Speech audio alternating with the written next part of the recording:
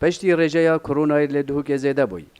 رکخراوا UNHCR هاریکاری تندرستی بو نخوشخانه لالافیا تایبب نخوشن کرونای و پیشکش کرن. ریوبر UNHCR لسروان هاریکاریا بودنگ امریکا هات آخفتن. For Lalav Hospital in Dohuk, we've provided two. ما هاریکاری دابین کر جبو نخوشخانه لالاو لدوک جهندک امیرن ساخلمیه. اف نخوشخانه یا پیدوی وان هاریکاریا بو. اف هاریکاری نبز بو دوک بتنینه. بلکو بو هر سپارزگاه هرما کردستان هاتین دابین کرن. آلیکاریاما دیا بردوام باش بو سکتورا ساخلمیه و حکومت هرما کردستانی. د پریس کنفرانس کې دا دکتور علي تتر پارێزګارê dihûke سوپاسیا UNHCR kir ji bo van harîkariya û daxwaş hawilatiya kirin pêgiriyê birênmayên xweparêziyê bikin. Hêvîdarim em hemî iltizamê bikin, em hemî harîkar bin, yekî me harîkar bin bihûn em bişên ji mara tûjbûya bin nexware, çunkî her wekî em zanin jî îmkanatê me yê nexweşxanê me mehdûdin sinûrdarin.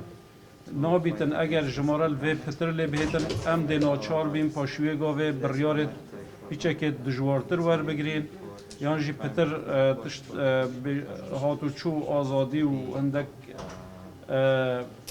چالاکی و هندک جها ام دی مجبورین سنوردار کن یعنی جی اگر خودی نکتن وضع گلک برف خرابتر چو حتی همی تشتک ممکنه یعنی ام مجبور ببین او جهت ما فکری جی دایخین یا اگر ناچار بوین قدغه هاتنو چون جراب گینین. دکتر هکار مصطفی ریوبر نخوشخانه لالاف داوی روشا کرونای دا دیار کرن.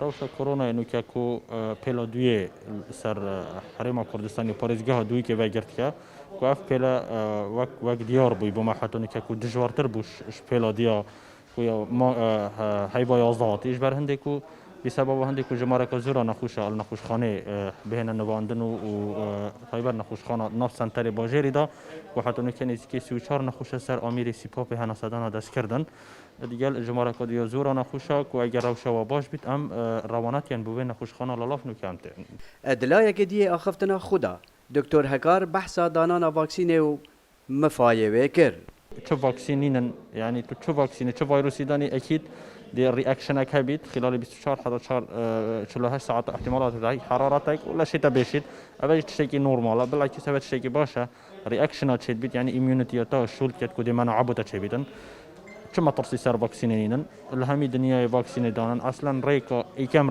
ريك يعني ريك البلابين فيروسي دانن فاكسين دانيا اول نخوشخانه لالا یا تایبد به ویروس کرونای بری دمکی اف نخوشخانه والا بابوجه نخوشان لپشتی پیلا دوی یا ویروس کرونای هاتی دیسان اف نخوشخانه جن نخوشم پر بویا سلام بالای دنگ امریکا دهاک